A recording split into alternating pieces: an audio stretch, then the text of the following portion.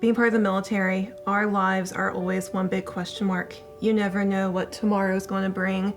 Buying a house in the military, it gives you that peace of mind that at least while you're here, you have a home. The mortgage banker with Atlantic Bay pretty much put everything in a row for us, what we needed to do, what our goals were, what our options were, and then just laid everything on the table and said, this is what you need to do, we're here to help, and then we just took off from there. And before we knew it, Atlantic Bay came back and said, you guys are good to go. And it was just amazing knowing how quickly it went.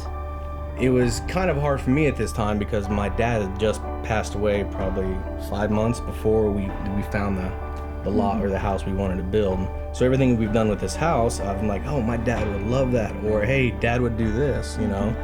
It was rough the whole time dealing with the loss of my dad, who was pretty much my hero in life. 3 weeks before we closed on the house, my mom passes away. So 10 months apart from each other. It was really hard to stay positive and keep moving forward. But once we got together with Atlantic Bay and we decided to buy the home and move forward, it seemed like things started falling in place. I think our marriage became stronger. I think our family became happier. It was just a huge blessing.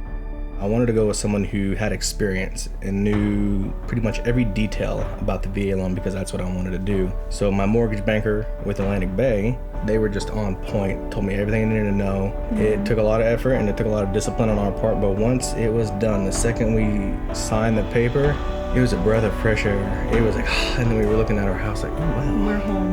After 2 weeks in the hotel, years renting properties, we were finally home.